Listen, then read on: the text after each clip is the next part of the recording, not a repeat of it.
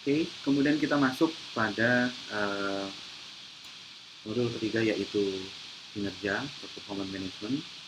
Di sini memang dibangun berdasarkan pendekatan BSC, balance scorecard, di mana balance scorecard tentunya kita menggunakan perspektif perusahaan dengan seperti apa dalam perspektifnya, kemudian penentuan strategi objektif perusahaan dan penggunaan KPI. Kalau kita lihat perspektif perusahaan di sini,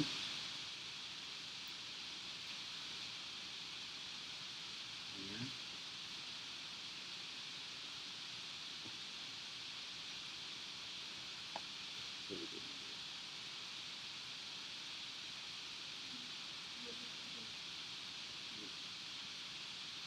YouTube dari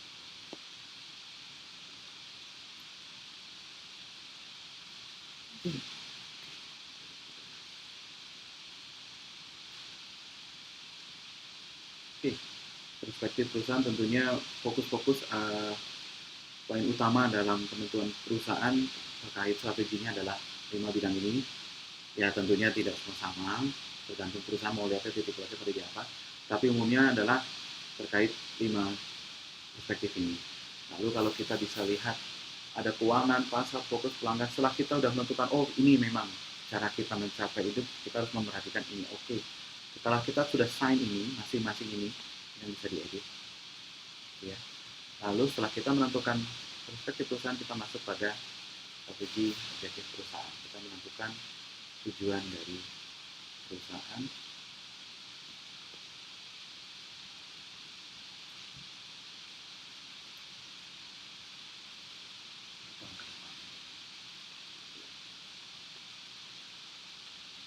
Jadi dalam tahun ke depan yang kita perlu masukkan adalah, oke, ini contoh saja pencapaian operasional, hitungan pendapatan dan seterusnya. Kita bisa, ini hanya contoh, jadi bisa diedit sesuai dengan tujuan perusahaan masing-masing. Sekian banyak bisa dicantumkan. Nah, lalu kita kemudian setelah tujuan yang sudah ada, kita masuk pada penentuan KPI. Nah, KPI ini terkait ke orang, jadi ini semuanya itu berangkat pasti dari tujuan perusahaan dulu, KPI perusahaan itu apa, lalu diturunkan langsung ke bawah seperti bola salju. Jadi tinggal turun dari contoh sebagai di sini direktur utama, ada beberapa direktur, contohnya di sini ada 3, ada direktur keuangan, dan ini pun akan menurunkan berikutnya kepada anak buahnya di sini dengan 2 ASN, dan ASN pun juga akan terus menurunkan ke bawah masing-masing agar kasarnya agar yang dilakukan oleh karyawan itu tercapai dan dia mewakili pekerjaan atasannya dan seterusnya. Jadi itu alam. Karena banyak yang terjadi KPI yang dikerjakan tidak sambung dengan tujuan perusahaan maupun dengan atasan. Itu masih banyak terjadi.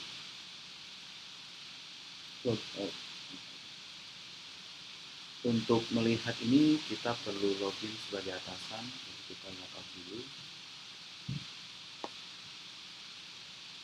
Karena ada syaratnya tidak bisa melihat karena atasan masing-masing kita akan nantinya semua atasan akan masuk dan memiliki kode masing-masing. Syaratnya hanya melihat.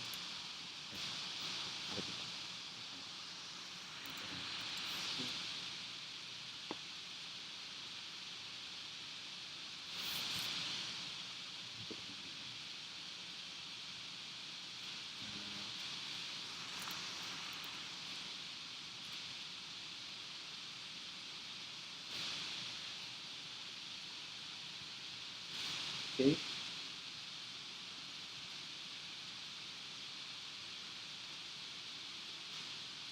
Nah, ini kita masuk sebagai atasan. Saya bisa melihat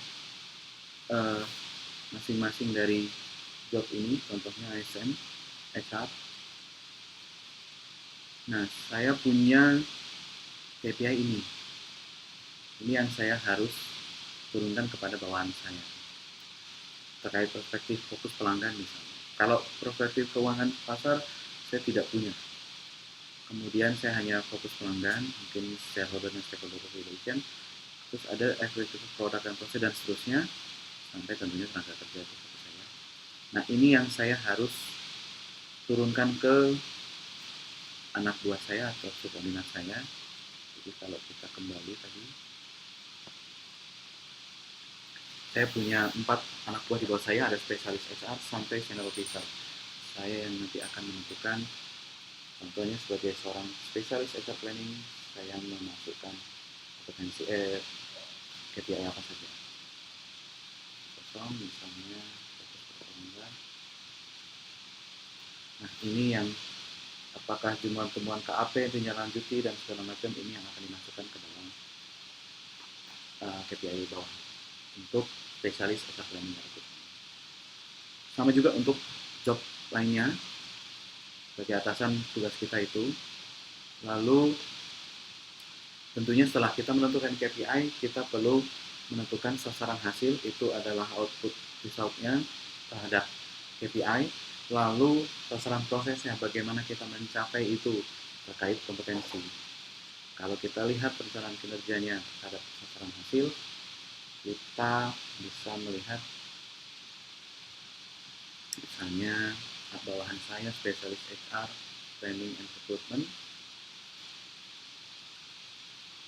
Nah, tadi sudah kita sign untuk masing-masing perspektif. Contoh ada KPI ini, kita menentukan dalam tahunan seperti apa, dan ini contohnya kita menilai bulanan, tapi ya bisa dirubah menjadi 6 bulanan atau tahunan.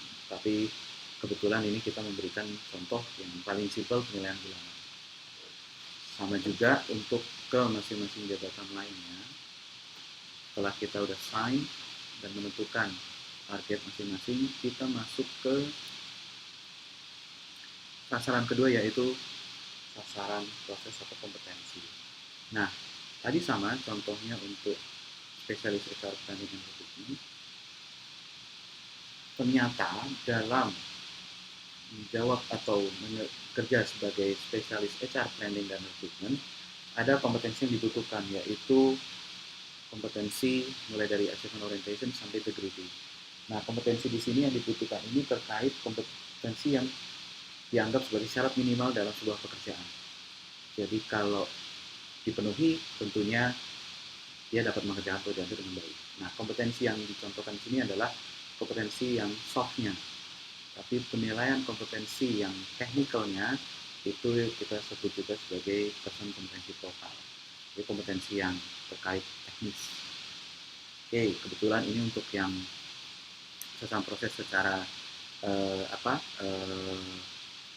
soft kompetensi, dan juga soft kompetensi itu kita sign dalam tadi waktu kita membangun kamus kompetensi itu ada core, role, dan job spec. Nah, ini sini kita melihat secara core dan role-nya. Jadi kalau core itu kembali ke pengertian dari core itu adalah seluruh kompetensi yang dimiliki oleh seluruh pegawai. Karena itu kompetensi dari perusahaan, kompetensi yang menggambarkan deskripsi perusahaan. Lalu kompetensi yang harus dimiliki ini tentunya harus tercermin di masing-masing orang. Nah, itu yang harus dimiliki. Jadi kalau perusahaan itu raging, perusahaan itu cepat, geraknya cepat, makanya kita bisa bilang kompetensinya active learning atau continuous learning. Nah, itu harus tercermin di masing-masing, dan itu merupakan kompetensi yang dituntut di seluruh karyawan.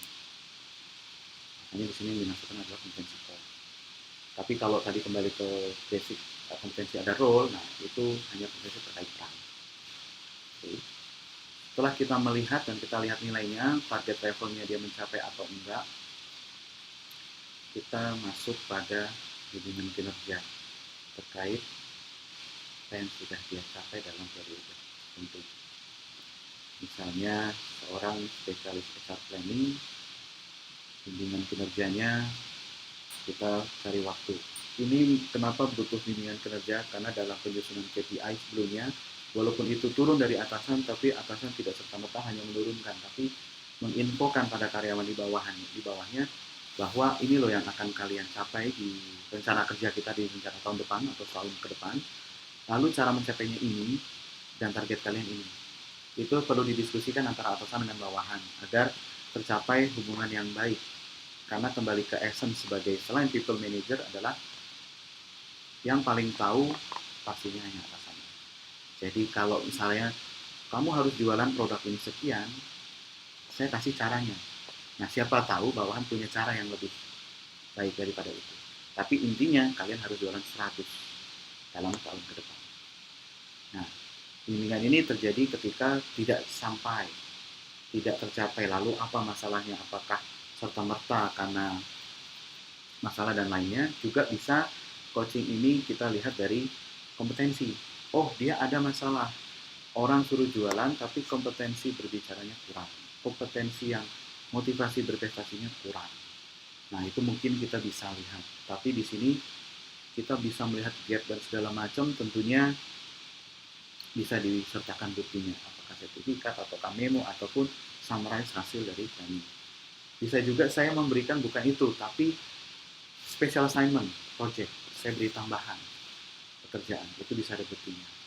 Jadi dalam coaching saya melihat hasil kerja, saya juga melihat bukti, lalu saya sampaikan sedekat antara ayatnya. Ini hanya dalam fase coaching, fase pertama. Kemudian kita lihat hasil periodik.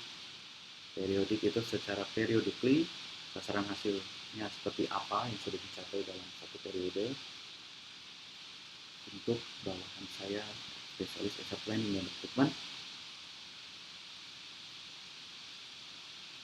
Nah, hasilnya demikian dalam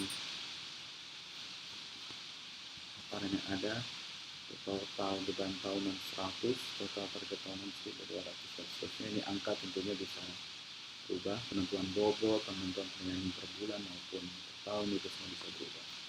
Kita sudah dapat hasilnya, evaluasi sasaran hasil kinerja. Tetap kita lalu masuk ke evaluasi akhir kinerja. Kita tetap melakukan coaching di situ. Nah, kita lihat bawahan kita.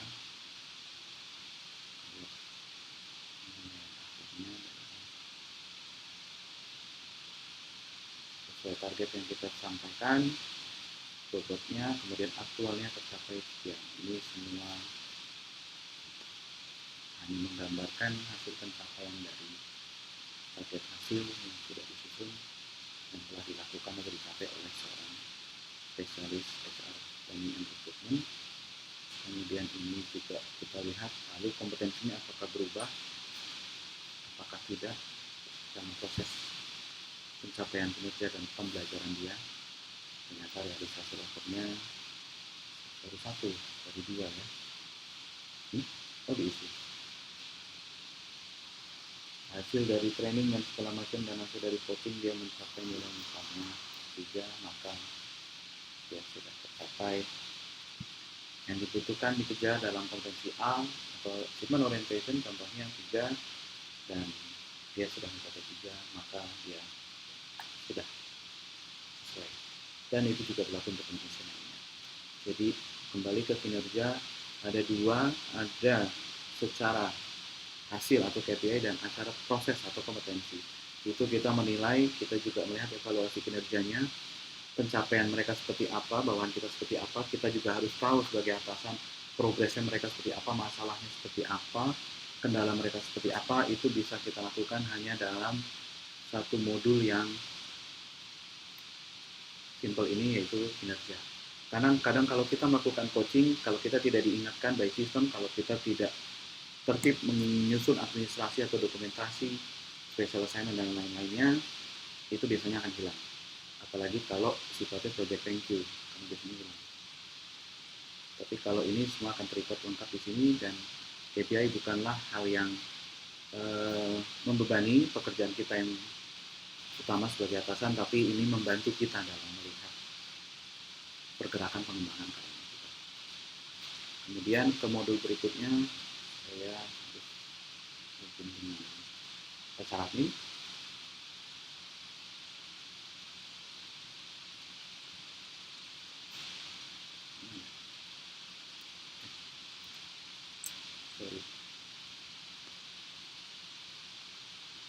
Oke, modul kinerja tentunya agak berbeda. Kalau HR mungkin hanya bisa melihat, bukan mengesain, bukan memberikan, bukan menilai.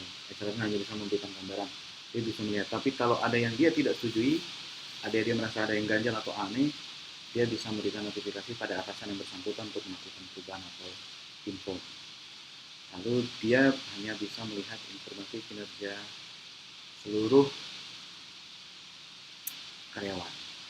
Bisa mudah kita lihat baik dari KPI-nya, preferensinya, hasil coaching-nya, dan summarize-nya ke seluruh masing-masing. Hanya bisa itu, tidak bisa mengubah.